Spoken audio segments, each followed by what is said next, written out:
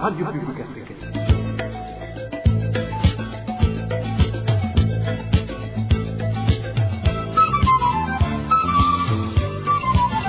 Radio Publique Africaine.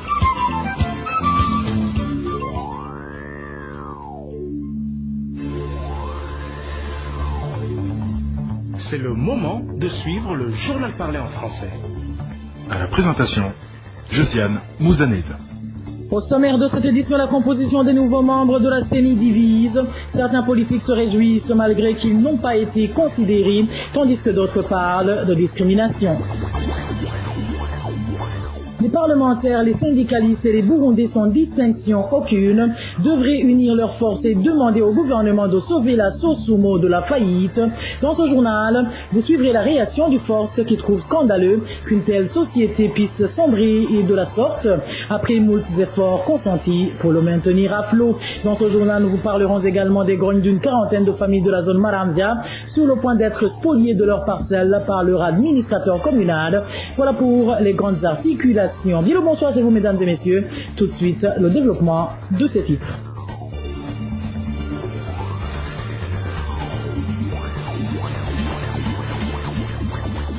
Bonsoir. Sécurité pour commencer. 21 militaires burundais tués dans les affrontements opposant la coalition des militaires burundais et congolais au mouvement rebelle M23. Tel est le bilan que détient la RPA. Selon nos informations, parmi ces militaires tués se trouvaient aussi des officiers. À part cela, il existe aussi plusieurs militaires blessés lors de ces affrontements qui sont hospitalisés actuellement dans un établissement sanitaire situé à Goma. Selon certaines sources, ces militaires peinent à trouver des soins de santé dont ils ont besoin, ce qui met en danger leur vie. La RPA continue de suivre de près ces informations. Et en page politique, le parti APDR se réjouit de la mise en place des organes de la Commission électorale nationale indépendante. Gabriel Banzawitonde, président de ce parti, fait savoir que même si son parti n'a pas été consulté, l'essentiel est que ses membres de la CENI travaillent d'une façon indépendante pour l'intérêt du pays. Gabriel Banzawitonde, il est le président du parti APDR. Vous savez que ce qui avait déjà terminé son mandat, toutefois en dépassant une durée très longue.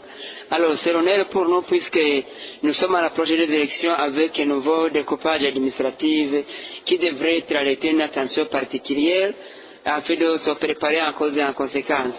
Alors la nouvelle équipe devrait dans l'immédiat faire tout moyen possible pour rassembler toutes les parties prenantes en fait de mettre en place les commissions électorales provinciales indépendantes, CEPI, et les commissions électorales communales indépendantes, mais aussi inclusives. On ignore la CENI nationale puisque on n'a pas consulté notre parti, mais aussi on ne sait pas toujours les provenances, mais ce qui est important, c'est que les Burundais, notre souhait est qu'ils seront indépendants, travailler dans toute sérénité, dans toute indépendance et honnêteté, toutefois en satisfaisant les parties prenantes des élections.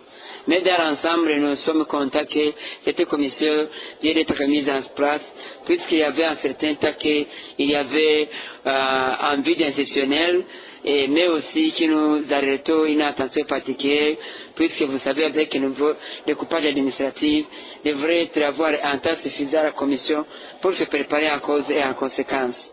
De son côté, le parti Sawanya Frodebo trouve que cette nomination vient prouver que la discrimination politique se poursuit à voir la provenance politique des membres de cette commission électorale nationale indépendante et la manière dont ils ont été nommés. Phineas Nigaba, vice-président du parti Sawanya Frodebo, fait savoir qu'à la limite, la nécessité des concertations avec les concernés était tout au moins indéniable pour mettre en confiance ceux qui vont participer à ces élections suivantes. Le parti Sawanya Frodebo a mal acquis l'approbation des membres de la Commission électorale nationale indépendante qui a été faite hier par le Sénat. Et nous disons cela parce que si on analyse les membres de cette équipe, nous voyons que l'équipe est presque monocolore. Presque tous les membres proviennent des partis au pouvoir, le CNDD-FDD. En plus, il n'y a pas eu de concertation entre les partenaires principaux. Il s'agit des partis politiques, les organisations de la société civile et des confessions religieuses. Tout ce qui précède.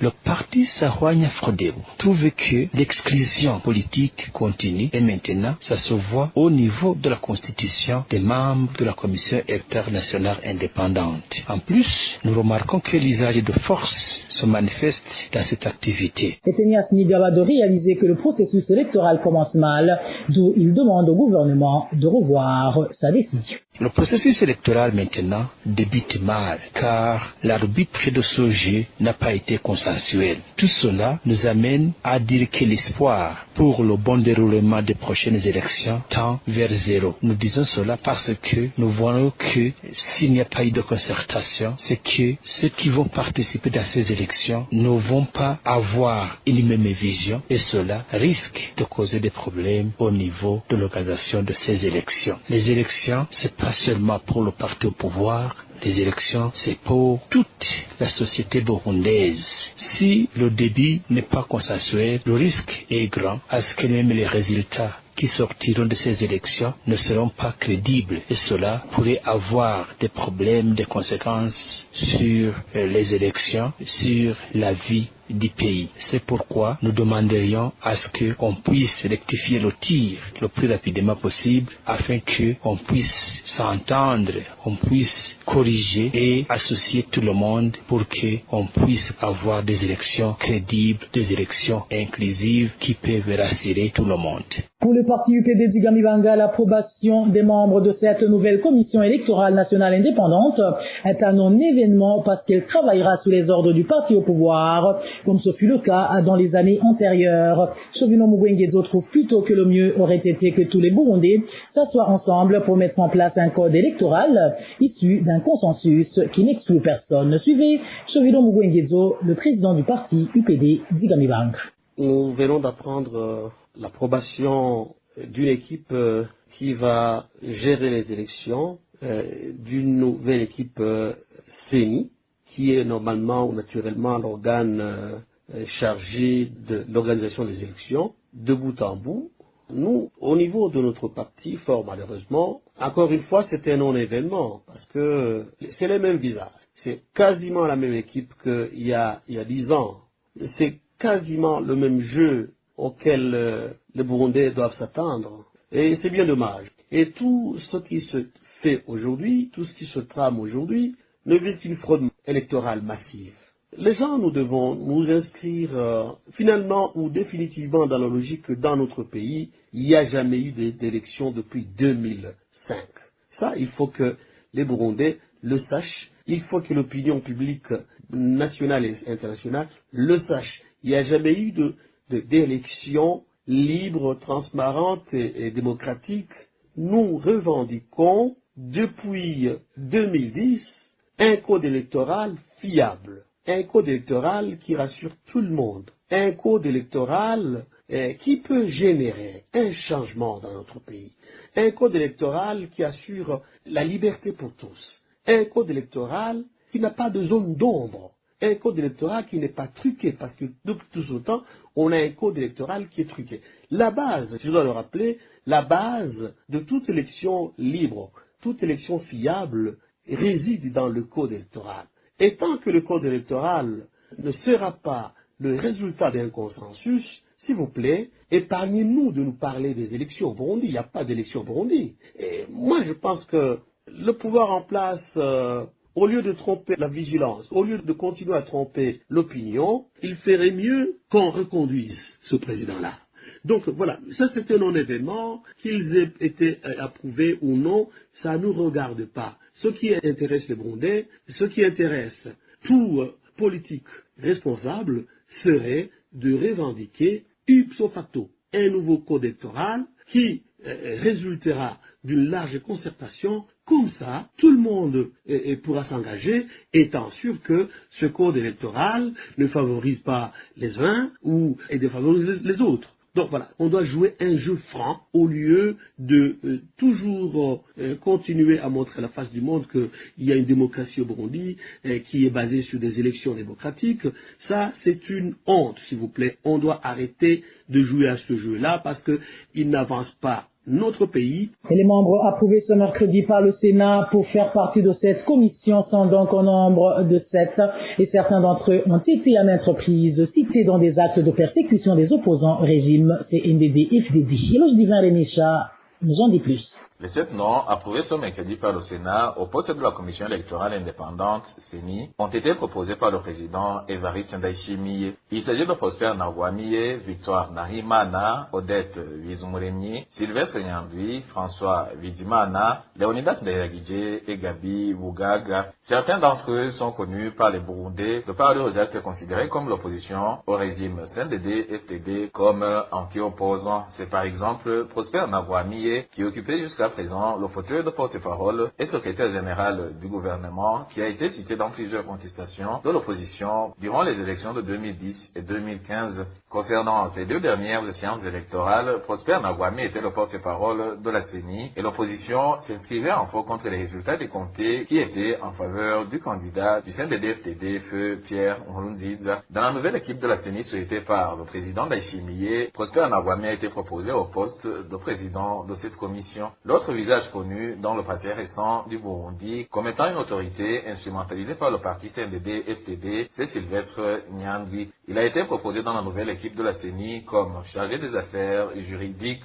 Sylvestre Nyandwi fut procureur général de la République de 2016 à juillet 2023 et a été cité plusieurs fois par l'opposition politique burundaise et la société civile de malmener les opposants au parti CNDD-FDD en leur imposant des mandats d'arrêt et des procès inéquitables. Parmi les candidats proposés, il y a aussi François Bizimana, qui fut porte-parole du parti CNDD-L de Léonard Nyangoma. Dans l'équipe souhaitée par Évariste Ndayishimiye, François Bizimana, qui était conseiller au Sénat, a été proposé au poste de chargé de la communication. Autre nom, c'est celle d'Odette Bizumuremyi, proposée au poste de chargé des finances de l'administration au moment où Léonidas Ndayiragije sera chargé des opérations, de l'informatique électorale et de la maintenance des équipements. Il a été également proposé le nom de Gabi Bugaga au poste de chargé de la logistique électorale et des approvisionnements au sein de cette nouvelle CENI. Tous ces noms proposés par le numéro 1 burundais vont remplacer une équipe de la CENI mise en place en 2018 pour préparer les élections de 2020. Aucun membre de la CENI de 2018 n'a été proposé de nouveau parmi les noms des candidats souhaités par le président Ndayishimiye. Eloge Divin Renécha, et malgré toute cette contestation, l'Assemblée nationale a à son tour approuvé les 7 noms des membres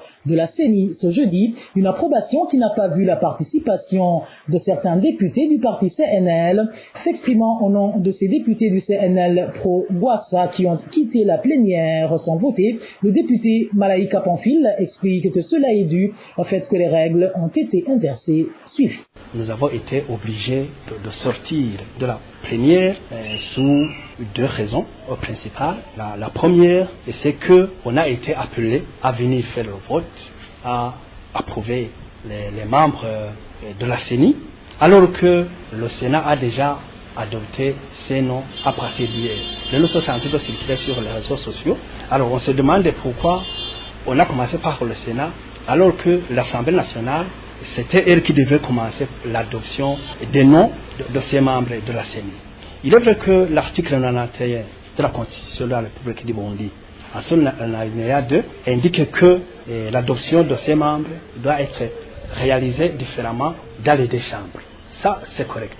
Mais comme la coutume est loi, nous sommes habitués à commencer les activités d'adoption à partir de l'Assemblée nationale et le Sénat approuve les noms après l'Assemblée nationale. Alors on ne comprend pas comment on a inversé la situation. Bon, on a jugé ça comme archaïque. Et deuxièmement, les noms des membres de la commission ne sont pas consensuels. Les partis politiques qui vont concourir lors des élections n'ont pas été consultés, en particulier le parti CNL, qui a bel et bien beaucoup de députés à l'Assemblée nationale.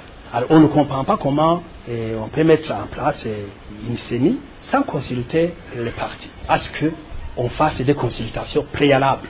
Avant de clore ce chapitre politique, la coalition politique Sephora Roucha dit avoir bien accueilli la décision du Sénat de garder l'équilibre ethnique dans la Constitution. Selon Frédéric Bambougnou-Villa, le président de cette coalition, l'objectif était de partager le pouvoir pour que le pays reste stable. Frédéric Bambougnou-Villa qui s'insurge toutefois du système du parti unique qui, selon lui, s'instaure au Burundi. Frédéric Bambougnou-Villa. L'idée d'équilibre ethnique est venue du fait que justement l'analyse du conflit burundais avait donné ces constats et que aujourd'hui on avait aussi remarqué que si les gens partagent le pouvoir, ce n'était pas pour que ça puisse rester ainsi jusqu'à la fin, non, c'était pour que les gens s'habituent à ce jeu, quitte à ce que les enfants burundais se forment aux écoles primaires, aux écoles secondaires, aux universités et que au bout du rouleau, ça soit des hommes capables qui puissent occuper des places qu'il faut. Donc voilà ce que nous cherchions, mais qu'on ne pouvait pas décider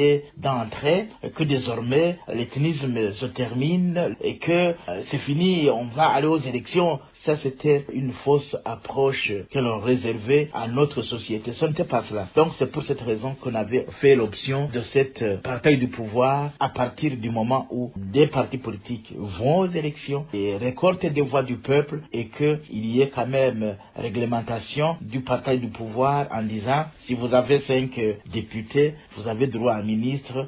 Si vous avez 10 députés, vous avez droit à 2 ministres et ainsi de suite. Je crois que c'était quand même une approche souple qui allait permettre aux gens de partager le pouvoir et de vivre ensemble et d'éviter des confrontations ethniques meurtrières. En tout cas, de 2005 à 2010, je crois que l'exemple avait servi au Burundi, même si on constate que le parti au pouvoir n'a pas voulu cet accord d'Arusha et avait l'intention de forcer la note et d'imposer son pouvoir comme il entendait. Je salue la décision du Sénat qui va dans le sens de garder ses équilibres en attendant que ça puisse se traduire dans les faits. Même si on voit qu'on n'est pas en train de suivre la trajectoire d'Arusha. Parce qu'un parti politique ne peut pas gérer le pouvoir seul comme le fait le CNDD-FDD et prétendre que nous sommes en train d'évoluer vers la recherche des solutions qui puissent construire le pays. C'est pour cette raison que aujourd'hui, si le Sénat accepte de garder cette approche, au même moment, il devrait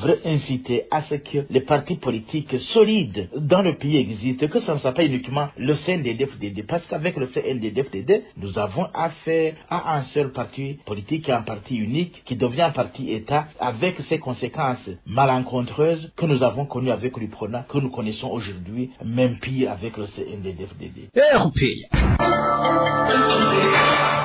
Gouvernance à présent, tous les Burundais, y compris les travailleurs de la société sucrière de Mosso-Sosumo en sigle, les parlementaires, les syndicalistes et la population de Rutana devraient se lever comme un seul homme pour demander au gouvernement de sauver la Sosumo de la faillite. C'est l'appel lancé par Vital Nshimirimana, délégué général du Forum pour le renforcement de la société civile, force en sigle. Pour Vital Nshimirimana, ce serait très dommage si la Sosumo tombait en faillite après les efforts fournis pour sa mise en place. Vital Nshimirimana, il est le président du Force. C'est vraiment triste d'entendre la situation dans laquelle la Sosumo se trouve aujourd'hui quand nous savons les efforts consentis par les Burundais pour la création et la sauvegarde de cette société qui avait offert beaucoup d'opportunités à des Burundais qui avaient trouvé de l'emploi dans cette société, mais aussi au gouvernement, aux différents gouvernements du Burundi qui ont perçu des impôts continus jusqu'à présent. Si la Sosumo aujourd'hui se trouve dans cette situation, c'est à cause de la mauvaise gouvernance, mais aussi de l'implication du gouvernement qui perçoit des avances et qui ne paye pas. Nous pensons aussi que la Sosumo doit être sauvée, sinon il y aura des conséquences extrêmement graves sur la vie des ménages. D'abord parce que la Sosumo, c'est l'unique entreprise qui fabrique le sucre qui est utile dans les ménages, pour la vie des ménages, mais aussi pour la fabrication des boissons par la Brarudi. Et nous pensons que les travailleurs, syndiqués ou pas, au sein de la Sosumo, mais aussi tous les Burundais doivent se mobiliser pour sauver cette société. Nous interpellons aussi les représentants du peuple, mais aussi les administratifs dans les provinces comme Rutana, mais aussi dans la commune de Bukeba, qui, au siège, la Sosimo, doivent se mobiliser pour tout faire pour sauver cette société. En page société, une quarantaine de familles qui ont acheté des parcelles en zone marandière de la commune Mutimboudi dénoncent l'attitude d'un groupe d'individus, dont l'administrateur de cette commune, qui veut s'approprier de leurs parcelles. Ces familles précisent qu'ils ont acheté cette propriété à une famille qui l'a acquise grâce au décret présidentiel de 2011 qui cède définitivement cette terre aux familles qui les exploitaient depuis 1953. Le point avec Onésime de Chimagid. Les 44 familles qui se plaignent indiquent qu'elles ont acheté ces propriétés à Jacqueline Gakobra, la petite fille de Nakachunguka, qui les a acquises en 1953. Après le décret présidentiel de 2011 concédant définitivement ce domaine de Malanzia aux familles qui exploitaient depuis lors, les bénéficiaires ont commencé à vendre des parcelles à ceux qui veulent y construire des maisons d'habitation. Certaines familles qui se sont confiées à nous, parmi les 44 qui ont acheté les parcelles à Gakoba Jacqueline, affirment qu'elles ont été interdites de l'exploiter, car l'administrateur de la commune Mutimboudi, Siméo Butoyi, a refusé de signer sur leurs documents communément appelés appartenance. Ces familles acquises également certains révéliens d'Igamasabo, alias députés, du ministère de l'Environnement d'être de mèche avec l'administrateur dans ses manœuvres de détournement de leurs parcelles. Révérien Gamasabo a refusé de recenser nos parcelles. Pourtant, nous avons des documents attestant que nous avons bel et bien acheté ces parcelles à une personne qui les a acquises légalement. Il a collecté seulement les documents d'appartenance des individus qui ont acquis ces propriétés illégalement en complicité avec l'administrateur de la commune de Mutimbozi. Dans différents rapports concernant les personnes qui possèdent des parcelles à Marambia et qui ont été transmis aux autorités, nous avons malheureusement constaté que sur le nom des personnes qui ont acquis ces terres illégalement ont été mentionnés. Nous avons montré les documents qui prouvent qu'on a acheté ces parcelles à une famille qui les a acquises légalement, mais ça n'a rien donné car l'administrateur a refusé de signer sur nos documents d'appartenance.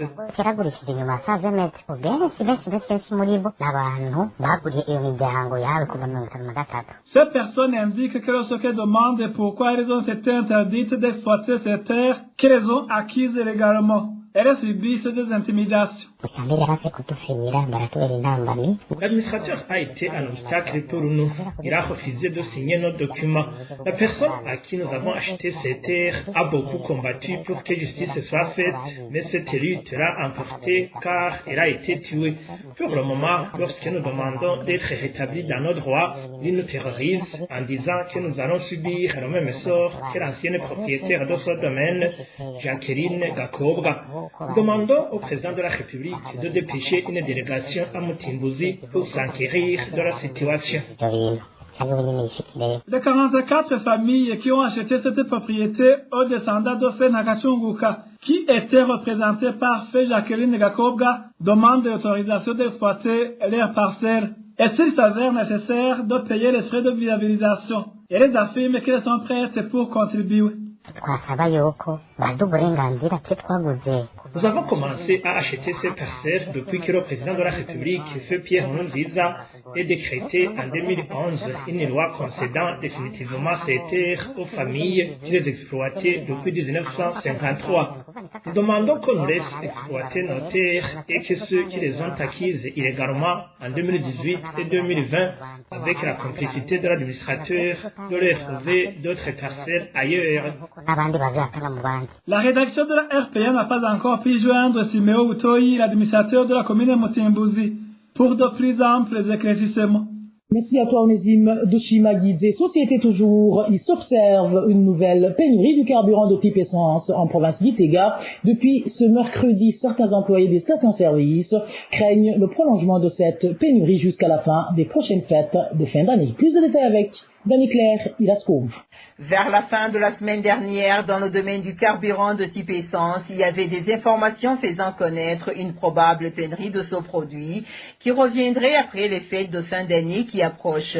Cela a alors poussé pas mal de propriétaires des véhicules et motocyclettes consommant de l'essence à remplir les réservoirs de leurs véhicules. Et depuis ce mardi, l'essence manque dans la province de Gitega. Certains employés des stations-service et aussi craignent pour un prolongement de cette pénurie pénurie jusqu'à la fin des prochaines fêtes de fin d'année. Cela étant, les motards qui exercent le transport payant par moto ont déjà revu à la hausse le ticket en ajoutant une somme allant de 500 à 1000 francs pour le transport en ville de Gitega et au niveau des collines environnantes.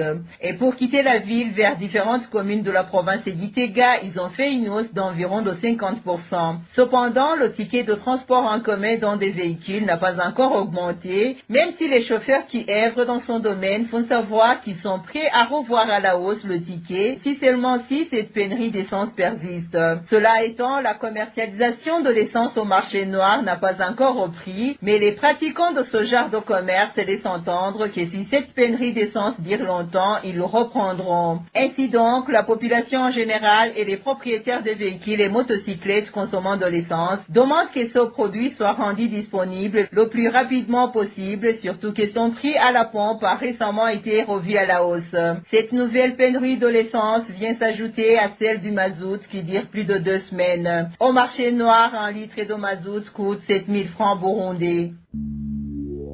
Et voilà, amis fidèles de la RPA, c'est sur le reportage de ma consoeur Dani Claire Lascomba que prend fin le journal en français de ce jeudi 7 décembre 2023. Merci pour votre aimable écoute. Merci également aux équipes rédactionnelles et techniques pour leur franche et parfaite collaboration. À la présentation de ce journal, vous étiez avec Josiane Mouzaneza. Passez de bons moments chez vous. Au revoir.